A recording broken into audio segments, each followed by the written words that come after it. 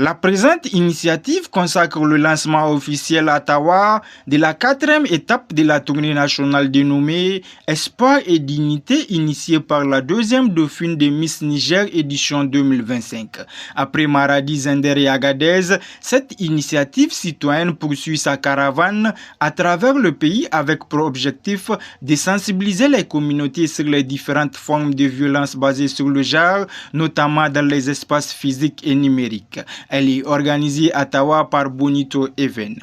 Depuis le lancement à Maradi le 25 mars, nos indicateurs confirment l'efficacité de notre approche. 3 régions couvertes, Maradi, Zender, Agadez. Plus de 1000 participants directs aux événements, c'est-à-dire 45% d'hommes. Plus de 1 million de vues cumulées sur nos plateformes digitales. 7 partenaires stratégiques mobilisés. Taux d'engagement médias sociaux 8,5%, 2 fois plus supérieur à la moyenne nationale. Tawa aujourd'hui rejoignit ce mouvement d'ampleur. Avec le haut parrainage du gouverneur de Tawa, cette étape prend une dimension institutionnelle renforcée qui va propulser notre impact. Nous sommes à mi-parcours de cette tournée historique. 4 étapes accomplies, 3 devant nous. Mais aujourd'hui, c'est Tawa qui écrit son chapitre.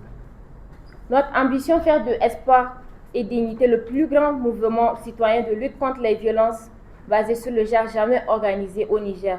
Un mouvement qui protège toutes les victimes, femmes, hommes, jeunes, adultes. Le chef de groupe Mapel de Tawa a pour sa part souligné l'importance de cette initiative qui contribue à la protection des couches vulnérables et au renforcement de la cohésion sociale. Pour éradiquer ce genre de phénomènes ou de situations, il faut forcément sensibiliser les gens pour que ces genres de phénomènes, pour qu'on puisse donc solutionner.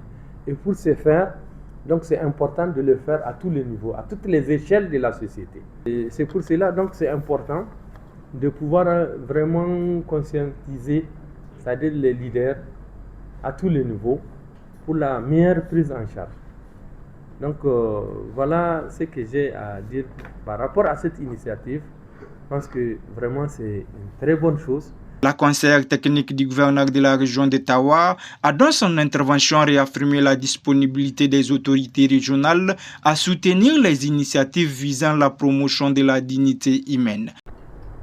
Adopter des comportements responsables, respecter la dignité d'autrui, refuser la banalisation de la violence sous toutes ses formes.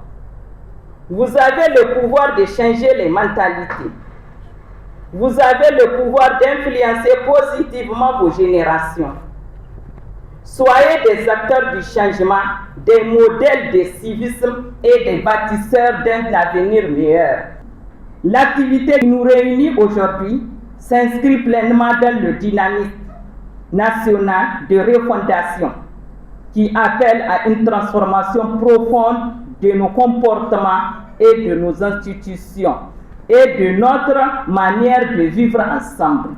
Soulignons que la rencontre a été ponctuée par une conférence animée par Issif Doulemega, membre de la délégation.